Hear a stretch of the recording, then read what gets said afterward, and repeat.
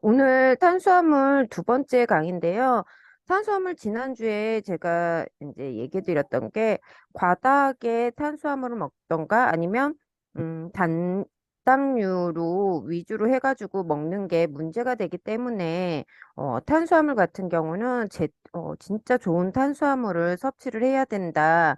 그리고 적당히 먹어야 된다. 이렇게 말씀을 드렸거든요. 그런데 저희가 보면은 탄수화물 중독이란 말을 많이들 하세요. 저도 솔직히 말하면 제가 탄수화물 중독이거든요. 그래서 이 탄수화물 중독이 되는 그 원인이 바로 있거든요. 그 하나가 저도 요번 강의 때 이거를 이제 처음 알게 됐어요. 뭐냐면 HPA축 장애라는 건데요. 이거는 이제 호르몬 분비 체계의 교란으로 인해서 생기는 것 중에 하나예요. 그래서 스트레스 호르몬이 혈당을 상승시키는 건데요.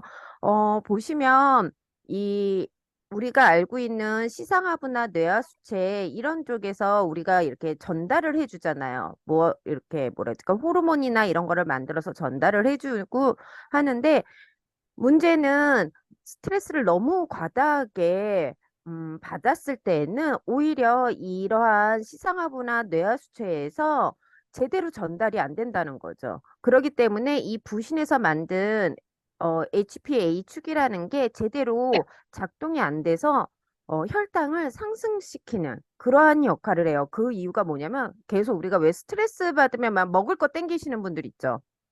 저 같은 경우도 그런 부분이 있거든요. 그래서 저는 스트레스를 받으면 막 먹진 않아요. 근데 정말 단 걸 먹어요.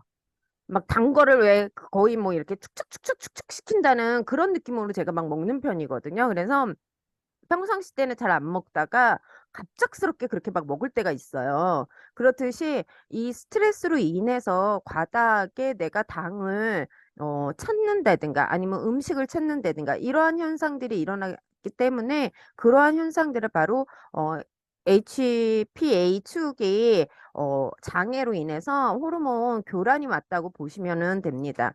그리고 두 번째가 수면 문제인데요.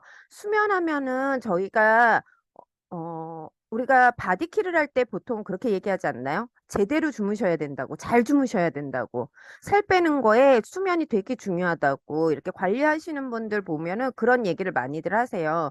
그 이유가 뭐냐면 수면이 부족하면 그렐린이 증가를 해요. 그 그렐린이라는 거는 이제 들어보셨던 분들은 아실 거예요. 렙틴과 그렐린 이렇게 들어보셨을 텐데 렙틴 같은 경우는 포만감을 일으키는 호르몬이거든요. 근데 그렐린 같은 경우는 뭐 공복을 느낀다고 할까요?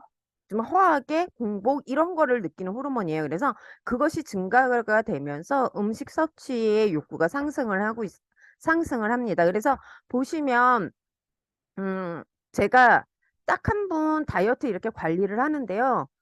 잠을 두세 시간밖에 안 주무시는 분이 있어요. 저희 바디키 실질적으로 100% 성공하시는 거 알죠? 그 FM대로 하시면 100% 성공하거든요. 근데 그분이 정말 모든 걸 다 100% 하세요. 음식도 뭐 물도 막 이렇게 다 제대로 하세요. 근데 딱 하나 수면을 못 하시는 분이세요. 그래서 하루에 두세 시간 새벽 1시에 주무셔가지고 4시에 일어나시는 분이세요. 근데 어느 정도 살이 빠지는데 그다음부터는 안 빠지는 거예요. 그게. 그게 딱 처음에는 좀 빠지는가 싶더니 왜 저희가 왜 정체기라는 게 있잖아요. 근데 그 정체기가 지나고 나면 뚝 떨어지거든요. 다시 한번 빠지는데 그게 안 빠지더라고요. 그만큼 수면이, 음, 우리 건강에도 되게 중요하지만 다이어트, 그러니까 몸을 바디케어 할 때도 굉장히 중요한 부분이라는 거. 그리고 세 번째가 장내 세균 불균형인데요. 이 장내 세균이 식욕과 어떻게 관련이 있어라고 생각을 하시겠지만 여기 보시면 이 장세포거든요. 근데 여기에 장내 미생물 중에 유해균이 많아지잖아요. 유해균이 많으면요. 당분을 섭취하라는 신호를 보낸대요. 그 이유가 뭐냐면 우리가 장에서는 많은 호르몬이라든가 아니면은 효소 막 이러한 것들을 만드는 작용들을 하게끔 흡수를 하고 이런 부분이 있잖아요. 근데 그것이 제대로 유해균이 많으면요. 제대로 작용을 안 하기 때문에 오히려 부족하다고 느껴서 당을 많이 섭취하라고 이러한 작용을 보낸다는 거죠. 그래서 우리가 이 장 같은 경우는요, 유익균을 많이 늘리시면은, 어, 이 탄수화물 중독에 조금이나마 도움이 될 수 있다라는 거. 그래서 저희 아이가 아토피인 거 아시죠? 저희 아이가 아토피인데요. 이 아이가 단 걸 진짜 좋아해요. 단 거를. 근데요, 정말 제대로요, 바디키를 안 하고요, 저희 제품 단백질을 늘리고요, 유산균을 확 늘리잖아요? 그러면 어느 순간부터 당 섭취가 조금씩 줄어드는 게 보이더라고요. 근데 굉장히 많이 먹어요. 굉장히 많이 들어요. 아토피는 많이 들어요. 일반인보다 유산균이나 이런 게 하루에 거의 한 5포? 저희 지금 드시고 있는 걸로 해갖고 5포에서 10포 정도를 아토피이기 때문에 그렇게 먹어주게 되는데 그 정도로 하게 되면은 장이 유익균이 많아지면서 당 섭취가 조금씩 줄어들더라고요. 물론 다른 뭐 비타민이나 뭐 이런 부분도 들어가기는 하지만 그런 게 크게 작용을 하는 게 눈으로 보이더라고요. 그리고 네 번째가 수분 부족인데요. 수분 부족은 우리가 이 글리코겐을 분해를 해서 포도당과 세포의 이렇게 당 대사 과정에서 이 수분이 부족을 하게 되잖아요. 그러면 또 당을 찾게 돼요. 이게. 그래서 저희 왜 바디키 할 때 보시면 꼭 2리터, 2.5리터 꼭 드시라고 얘기를 하잖아요. 이게. 우리가 이렇게 뭔가를 할 때 항상 보면 가장 기본이 되는 게 수면과 물인 것 같거든요. 그 이유가 바로 이 글리코겐이 분해하는 과정에서 수분이 부족하게 되면은 탄수화물을 잘 드시는 분들 같은 경우 끊기가 굉장히 힘듭니다. 그리고 다섯 번째가 영양소 부족인데요. 이거는 당대사에 영향을 미치는 영양소가 있어요. 클론, 마그네슘, 비타민 B. 군. 예. 이렇게 해갖고 이제 더 많은 것들이 있지만 대표적으로 이 세 개거든요. 그래서 이 영양소가 또 부족할 경우에는 또 당이 대사가 제대로 이루어지지 않기 때문에 우리 몸에서는 당이 부족하다고 생각을 하고서는 또 당을 섭취하라고 신호를 보내게 됩니다. 그래서 이렇게 탄수화물 중독에서 탈출을 할 때 중요한 거는 뭐냐면 호르몬 체계의 정상화가 가장 중요해요. 아까 저희가 그 호르몬 체계가 스트레스로 인해서 부신이 망가지거나 부신이 손상이 되거나 아니면 그 부분에 대해서 이제 문제가 생겼을 경우에 또 탄수화물을 많이 찾는다고 얘기를 하잖아요. 그래서 부신에 꼭 필요한 거 비타민 C라든가 판토테산, 그다음에 마그네슘, 아연 같은 거를 섭취하시면 좋고요. 그다음에 장내 환경을 개선을 할 때 우리가 알고 있는 유산균이나 식이섬유 그리고 스트레스와 피로 해소를 위해서 규칙적인 운동이라든가 아니면 영양소의 대사를 위해서 충분한 영양 섭취가 꼭 필요합니다. 그리고 개선인데요. 이 생활 개선은 이제 많은 분들이 당지수, 즉, GI 수치라고들 많이들 알고 계시잖아요. 그거에 합당한 음식을 섭취를 하시는 게 좋고요. 그리고 단백질을 많이 섭취를 하시는 게 좋아요. 왜냐하면 단백질 양이 늘어나면 저희가 섭취하는 단백질 양이요. 늘어나면 늘어날수록요. 탄수화물의 양은 자연스럽게 줄어들더라고요. 그래서 아, 내가 너무 탄수화물 중독인 것 같아 그러면요. 프로틴 열심히 드셔보세요. 그럼 당이 안 땡겨요. 이게. 그래서 내가 이거 정말로 뭐 그래서 저 같은 경우 당뇨 있으신 분들 있잖아요. 당뇨 있으신 분들 대부분 보면 식사 패턴이 밀가루, 뭐 떡, 빵, 막 이런 거 드시거든요. 그리고 뭐 카페 그 뭐죠? 갑자기 라떼라든가 이런 거 그런 거 막 많이 찾아서 드시거든요.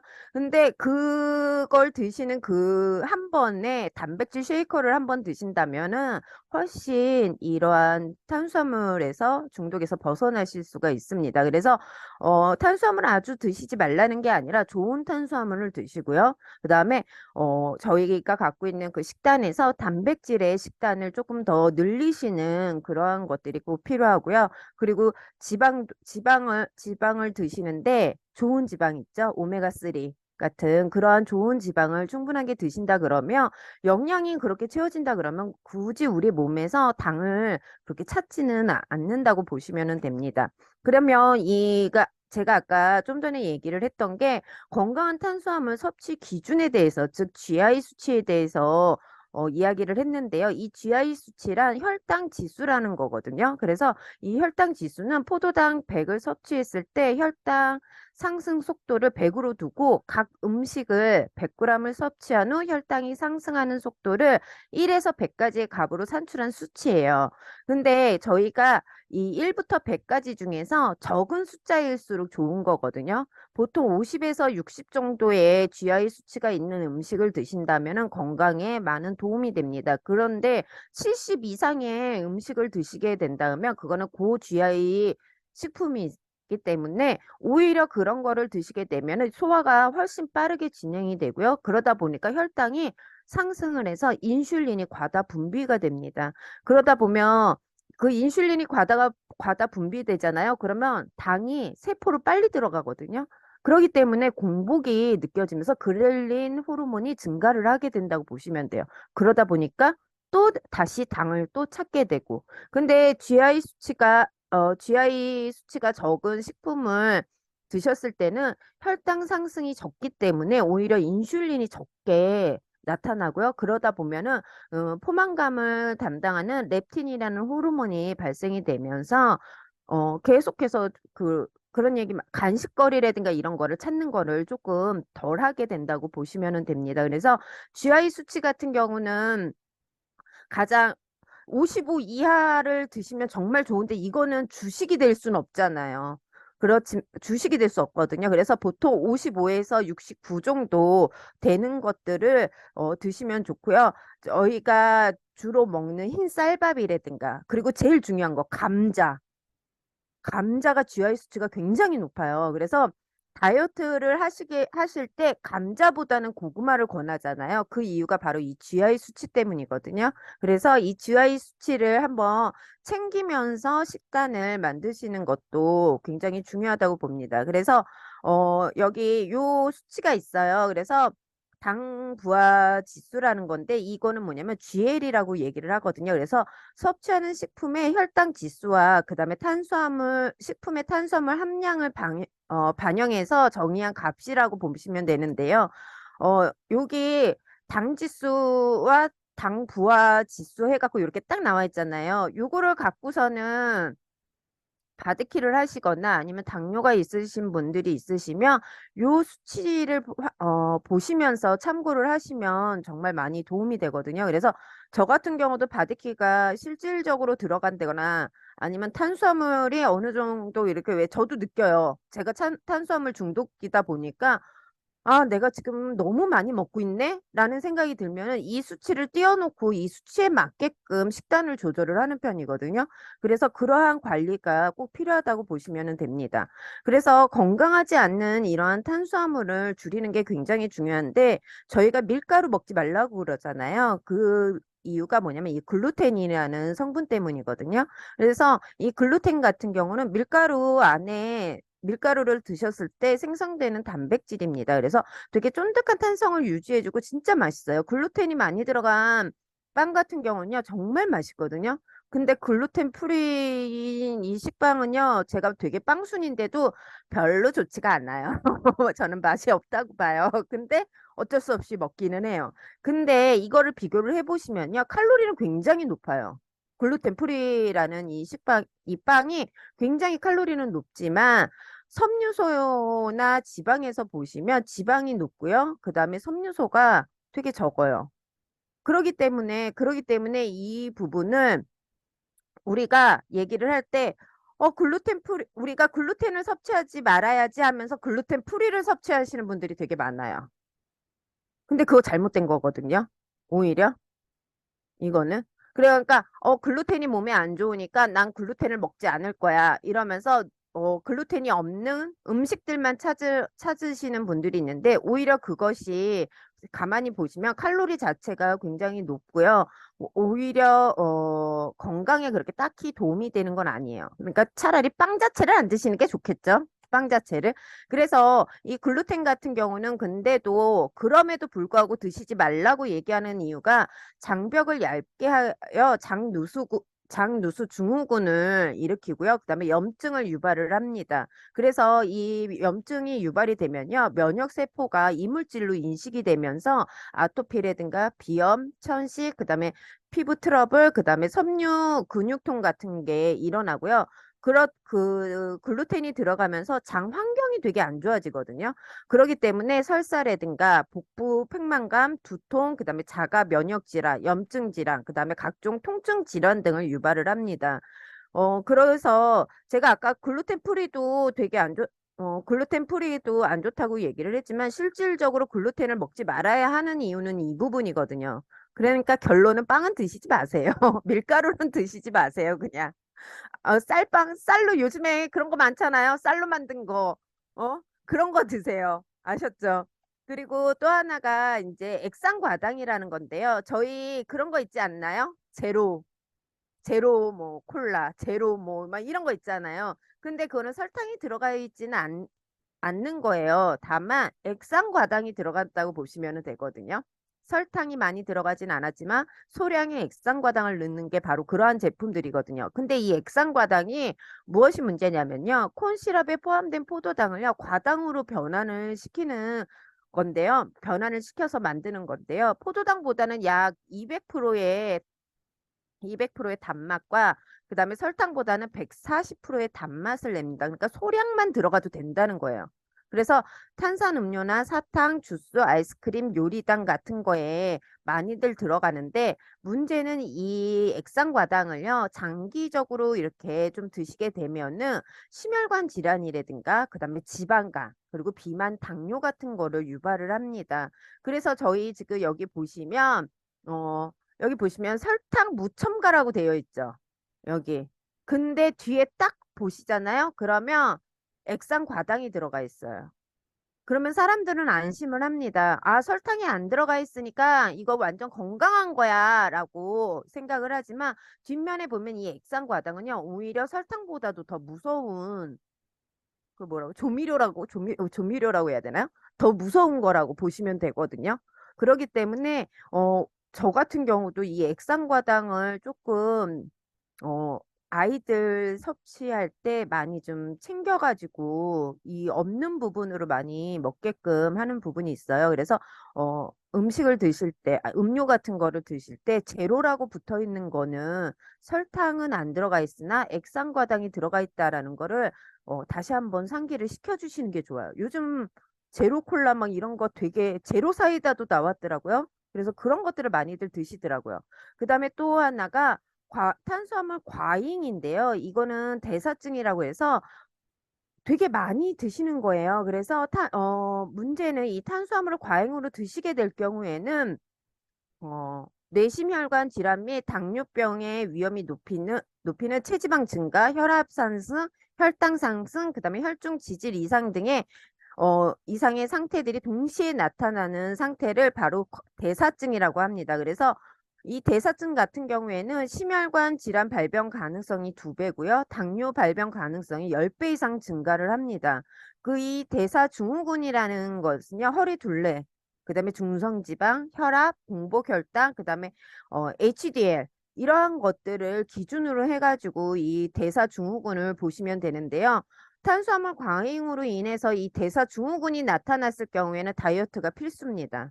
이 다이어트가 필수기 때문에 이 다이어트를 꼭 하셔야지만 이 부분을 줄일 수가 있습니다. 그래서 이 과잉이 문제가 부족하게 되면은요, 과잉도 문제지만 문제는 부족하게 먹는 거. 요즘 살 빼시느라고 저탄수화물 많이들 하시잖아요. 근데 그게 부족하게 되면은 적혈구, 뇌, 신경세포 등 포도당의 주요 에너지원으로 사용이 되는 게 바로 탄수화물이거든요. 근데 그게 부족하게 되면 단백질을 분해해서 포도당을 합성을 합니다. 그러다 보니까 이 포도당 신생 합성 과정에서 단백질, 우리 근육을 쪼개게 되는 부분이 있거든요. 그래서 근육이나 간, 심장, 그다음에 신장 등 여러 기관에서 단백질을 분해를 하다 보니까 단백질 자기 소화가 돼요. 그러니까 우리가 그렇지 않아도 단백질 근육 키우는 거 많이들 하고 계시잖아요. 근데 너무 저탄수화물을 드시게 될 경우에는 오히려 단백질이 분해가 되면서 우리 몸에 안 좋은 영향을 미칠 수가 있고요. 그리고 저탄수화물 식사 같은 경우는요, 인슐린 분비를 감소를 합니다. 그래서 지방 분해를 또 하게 되거든요. 그래서 저희가 다이어트 할 때 저탄수화물 예전에 그거 많이 하지 않았나요? 고단백 저지방, 저탄수. 이거 다이어트 많이 했어요. 그래서 탄수화물을 아예 식단에서 빼는 그런 다이어트가 유행이었었거든요. 근데 그렇게 하다 보면은요, 이 불완전한 지방산이 산화가 되면서요. 결론은 그것도 질병을 유발을 할 수 있다라는 거죠. 그게 지방 분해를 하면서 나오는 게 뭐냐면 케토첸이라는 게 생성이 됩니다. 그리고 골격근과 신장 근육은 이 케토첸을 평소에 에너지원으로 사용이 되지만 하는데 뇌는 비상시에 사용을 하거든요. 그래서 이것이 계속해서 반복이 되면요. 구연산 회로의 작동이 저하가 되면서요. 케토첸이 축적이 돼요. 그래서 결론은 산화가 된다고 보시면 됩니다. 그래서 이 산증이라는 게 뭐냐면은 인슐린 부족으로 인해서 이 케토체가 증가를 하는데요. 이 증상을 가만히 보시면 흐릿한 시력과 의식 저하 및 혼수, 그 다음에 빈매, 허약, 피로감, 그리고 탈수로 인한 갈증과 두통, 그 다음에 아세톤 호흡과 지방산 증가, 즉 한마디로 말해서 안 좋은 지방이 몸에 쌓이는 겁니다. 그다음에 식욕 부진, 그다음에 구토, 산중독, 그다음 복부 통증 등 이러한 산증을 증상들을 나타내거든요. 솔직히 이 부분을 제가 조금 더 길게 하고 싶었는데 시간이 오바돼가지고 이걸로 마치겠습니다. 이거 다음 시간에 조금 자세히 풀어드릴게요. 탄수화물이 부족했을 하는 부분에 대해서는요.